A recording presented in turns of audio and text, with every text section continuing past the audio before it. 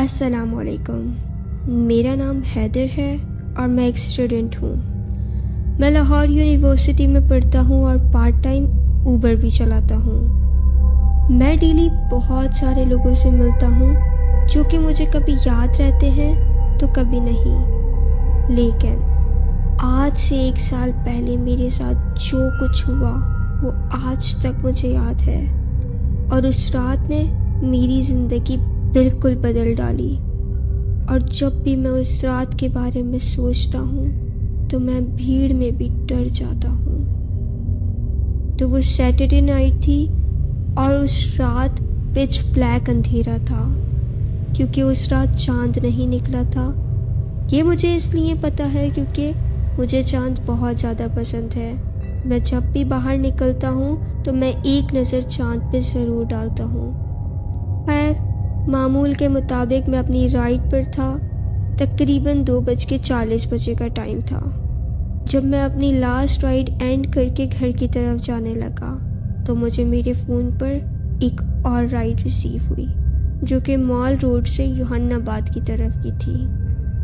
وہ دن 14 اگست کا تھا اور فیئر بھی بہت زیادہ ہائی تھا، تو میں نے سوچا کیوں نہ گھر جاتے جاتے تھوڑے سے اور پیسے بنا لیے جائیں۔ تو میں نے وہ رائڈ ایکسیپٹ کر لی اور مال روڈ کی طرف گاڑی چلا دی۔ جب میں وہاں پر پہنچا تو وہاں خوب اندھیرا تھا اور بس روڈ کی سائڈ پر ایک فیملی کھڑی تھی جس میں ایک عورت، 2 بچے اور ایک مرد تھا۔ میں نے ان کو دیکھا تو ان کے پاس گاڑی روک کر ان سے کنفرمیشن لے کے ان کو گاڑی میں بٹھا کے رائڈ سٹارٹ کر دی۔ میں نے نوٹس کیا کہ وہ لوگ بالکل خاموش بیٹھے ہوئے تھے، اور خاص طور پر ان کے بچے بالکل عجیب حالت میں تھے، جیسے نیند میں ہو۔ میں نے مذاق میں پوچھا کہ لگتا ہے آپ کے بچے بہت زیادہ تھک گئے ہیں، لیکن وہ دونوں بالکل خاموش رہے۔ میں نے ڈرائیو کرنا سٹارٹ کر دی۔ آدمی میرے پاس والی سیٹ پہ بیٹھ گیا، لیکن وہ بھی بالکل چپ چاپ تھا، تو میں نے بھی بات کرنے کی کوئی کوشش نہیں کی۔ لیکن میں نے بیک ویو مرر میں سے جب دیکھا تو اس کی بیوی مجھے دیکھ رہی تھی، بلکہ گھور رہی تھی، لیکن بہت ہی عجیب طریقے سے، اور اس کی آنکھوں سے وہ بالکل بھی عورت نہیں لگ رہی تھی۔ بہت عجیب سی مردانہ سی آنکھیں تھیں اس کی۔ میں نے ایک جھرجھری سے لی اور اپنی ڈرائیو پر دھیان دینے لگ گیا۔ جب ہم یوحنا آباد پہنچ گئے تو وہ مجھے اپنے ایک ایڈریس کے پاس لے آیا جو کہ ایک کافی پرانا سا گھر تھا۔ وہاں لے جا کے میں نے رائڈ اینڈ کر دی تو اس آدمی نے مجھے 500 روپے کا نوٹ دیا جو کہ بالکل نیو تھا۔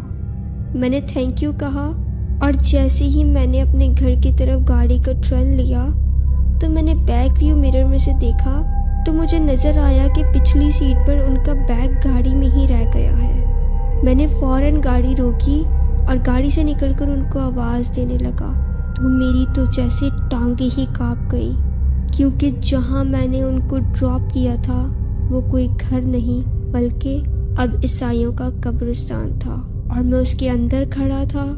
میری تو جیسے جان ہی نکل گئی ہو۔ میں فوراً اپنی گاڑی کی طرف بھاگا، وہاں سے باہر کی طرف نکلا، لیکن میں نے بیک ویو مرر میں سے پچھلی سیٹ پر جب دوبارہ دیکھا تو وہی عورت پیچھے بیٹھی تھی اور عجیب سے مشکوک انداز میں مجھے گھور رہی تھی۔ میں نے ایک زوردار چیخ ماری اور بے ہوش ہو گیا، اور پھر میری گاڑی سائڈ واک پر ٹکرا گئی۔ تھوڑی دیر بعد جب مجھے ہوش آیا تو میں نے دیکھا کہ میں ابھی بھی اسی قبرستان میں تھا، اور میری گاڑی کسی سائڈ واک پہ نہیں بلکہ ایک قبر کے اوپر چڑھی ہوئی تھی، اور وہ عورت اور اس کا ہسبینڈ اور وہ بچے میرے سامنے کھڑے تھے۔ وہ عورت اب آہستہ آہستہ زمین سے اونچی ہوتی جا رہی تھی، اور وہ آدمی اور بچے بالکل خاموش کھڑے تھے، جیسے وہ بالکل سن ہوں اور کسی نے انہیں ہپنوٹائز کیا ہوا ہو۔ میں نے زور زور سے شور مچانا شروع کر دیا۔ اتنے میں میرے پاس ایک گورکن بھاگتا ہوا آیا اور وہ مجھ سے جھگڑا کرنے لگ گیا کہ تم کون ہو اور رات کے اس وقت یہاں کیا کر رہے ہو، اور یہ گاڑی کہاں کھڑی کی ہے تم نے، اس کو اس قبر سے نیچے اتارو۔ میں نے اس کو بہت ہی گھبراتے ہوئے اس عورت کی طرف اشارہ کرتے ہوئے کہا کہ ادھر دیکھو، لیکن وہ میری کیفیت اور میری بات کو نظر انداز کرتے ہوئے لگاتار مجھ سے جھگڑا ہی کیا جا رہا تھا۔ میں نے پھر اس سے چلا کر کہا، ارے وہ دیکھو وہ کون ہے، وہ دیکھو ہوا میں ہی جھول رہی ہے کب سے۔ پھر گورکن نے اس طرف پیچھے مڑ کر دیکھا۔ اس کے بعد اس نے بنا اپنی باڈی کو ٹرن کیے اپنا فیس میری طرف ٹرن کر لیا، اور اب اس کی آنکھیں نہیں بلکہ سفید پتلیاں تھیں۔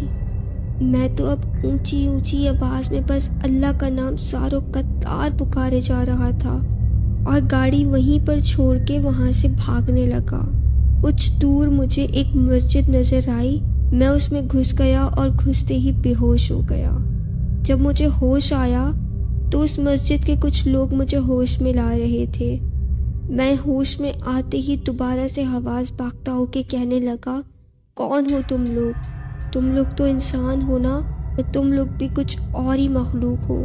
تو ان میں سے ایک بندے نے کہا کہ بھائی ہم انسان ہی ہیں، تم بتاؤ تمہیں کیا ہوا ہے، سب ٹھیک ہو نا، اور آپ کی یہ حالت کیسے ہوئی؟ میں نے روتے روتے ان کو ساری کی ساری اپنے ساتھ گزری ہوئی بات بتا دی۔ تو اس مسجد کے امام صاحب آئے، جو کہ بہت زیادہ نورانی چہرے والے تھے۔ انہوں نے کہا کہ بیٹا وہ عیسائیوں کا قبرستان ہے، اور وہاں حد سے زیادہ اثرات ہیں، اور وہاں لوگ جادو ٹونا بھی کرتے ہیں۔ لوگوں کو اسی طرح سے بھٹکا کر اس قبرستان میں لاتے ہیں اور پھر انہیں قتل کر دیتے ہیں، اور پھر اسی انسان کی لاش کے اوپر کالا جادو کرتے ہیں۔ وہاں ہر وقت موت کا راج رہتا ہے۔ میں نے ان سے کہا کہ میں بھاگتے بھاگتے یہاں آ گیا تھا، میری گاڑی وہیں پر ہی رہ گئی ہے، لیکن اب مجھ میں اتنی بھی ہمت نہیں کہ میں وہاں واپس جا کر اپنی گاڑی لا سکوں۔ تو امام صاحب نے میرے کہنے پر کچھ مسجد کے لڑکوں کو ہی وہاں بھیجا، اور وہ جا کر میری گاڑی لے آئے۔ امام صاحب نے مجھے ایک تعویذ بھی دیا، جس میں سے ایک عجیب سی دھیمی دھیمی سی خوشبو آ رہی تھی، اور انہوں نے مجھ سے کہا کہ بیٹا ہو سکتا ہے کہ وہ مخلوق پھر تمہارے پیچھے آئے، یہ جو تعویذ میں تمہیں دے رہا ہوں اسے ہر وقت اپنے پاس رکھنا، اس تعویذ کی برکت سے اللہ تعالیٰ ہر وقت تمہیں اپنی حفاظت میں رکھیں گے۔ نیکسٹ ڈے مجھے معلوم ہوا کہ اس قبرستان سے ایک آدمی اور 2 بچوں کی لاشیں ملی ہیں، جن کے جسم پر کٹس لگے ہوئے ہیں اور جگہ جگہ سے ان کا گوشت اکھڑا ہوا تھا۔ مجھے سمجھ آ گیا کہ وہ آدمی اور وہ بچے اس عورت نما مخلوق کے قبضے میں تھے، اور وہ گورکن بھی وہیں کی کوئی بھٹکتی مخلوق تھی، کیونکہ مجھے معلومات کرنے پر پتہ چلا کہ اس رات اس قبرستان میں کوئی گورکن ہی نہیں تھا۔ میں نے اس رات کے خوفناک واقعے کے بعد سے رات میں رائڈ لینا بالکل بند کر دی، اور اب صرف انہی علاقوں میں رائڈ لیتا ہوں جن کو میں جانتا ہوں۔